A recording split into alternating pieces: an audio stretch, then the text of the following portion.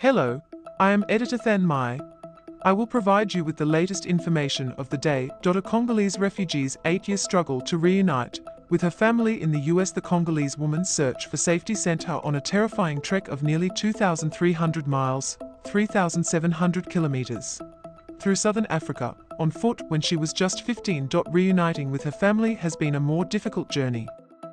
For 8 years, she clung to hope through delays and setbacks, as she navigated a US program that reconnects refugees with family members already in the country, and her dream of seeing them again seemed close to becoming a reality. But President Donald Trump signed an executive order halting the refugee program just hours after he took office on January 20th, leaving her and thousands of other refugees stranded.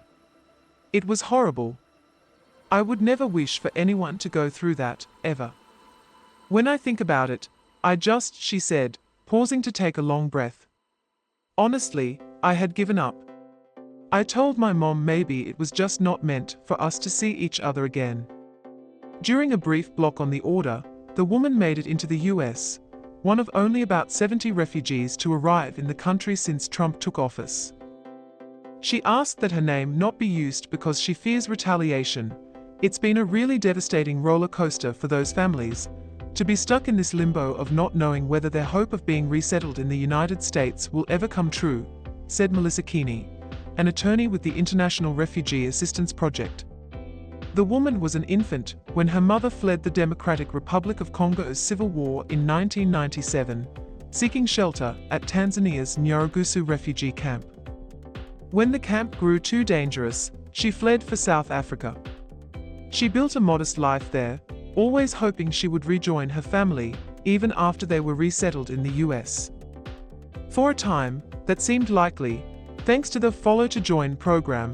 The refugee program had bipartisan support for decades, allowing people displaced by war, natural disaster, or persecution to legally migrate to the US and providing a pathway to citizenship.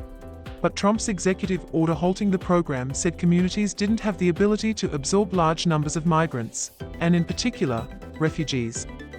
Organizations like the International Refugee Assistance Project and some refugees, including the Congolese woman and her mother, sued over Trump's order in February.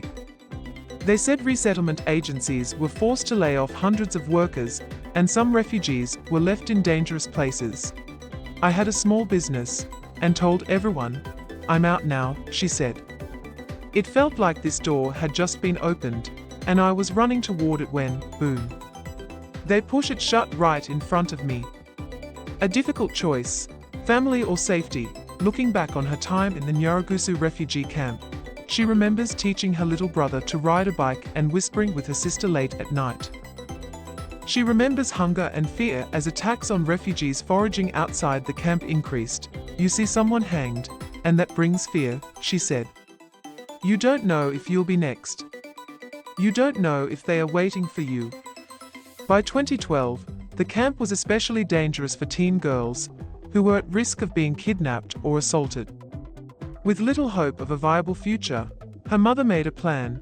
The 15-year-old would walk to South Africa, where she would have a better chance of finishing school and building a life. Her siblings were too young to make the journey, so she would have to go alone.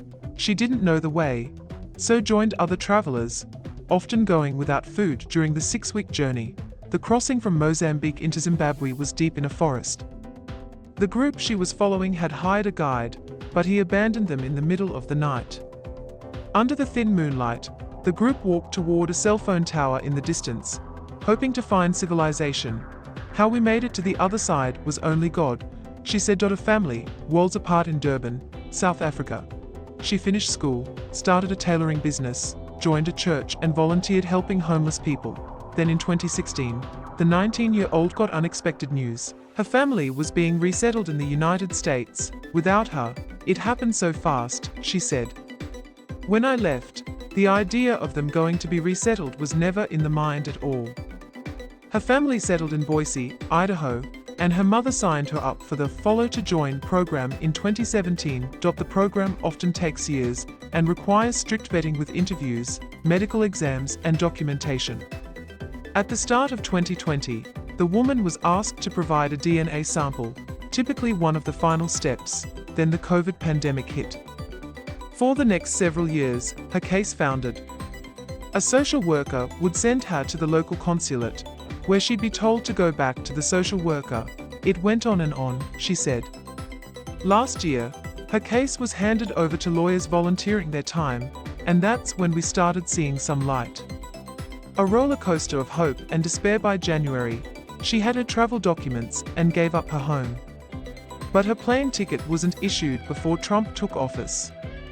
Within hours, he suspended the refugee program, and the consulate told the woman she could no longer have her passport and visa. That was the worst moment of my life, she said. Nearly 130,000 refugees had conditional approval to enter the US when Trump halted the program, the administration said in court documents. At least 12,000 of them were about to travel. The aid group's lawsuit asks a judge to declare Trump's executive order illegal.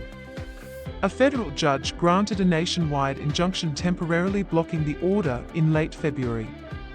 An appeals court blocked most of the injunction weeks later, but that brief legal window was enough.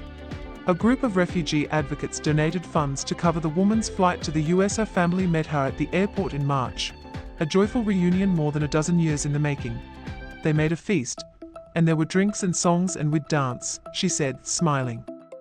The appeals court ordered the government to admit thousands more conditionally accepted refugees, but the administration has created new roadblocks, Keeney said, including decreasing the time refugees' security screenings are valid to 30 days, down from 3 years.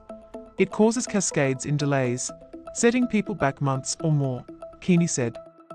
Plaintiffs in the lawsuit are waiting for the courts to decide what the government must do to comply with the ruling.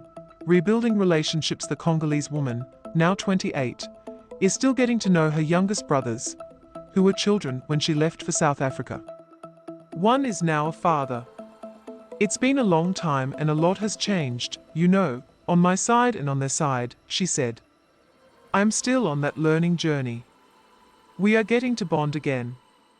Boise is friendly, but she hasn't escaped the worries she hoped to leave behind. She fears being exposed as the plaintiff in a lawsuit against the Trump administration will turn her family into targets for harassment. Home is where my family is. If me being known can bring any kind of negative impact, I don't want to even imagine that happening, she said. Please like and subscribe to wait for the next information. Goodbye and see you again.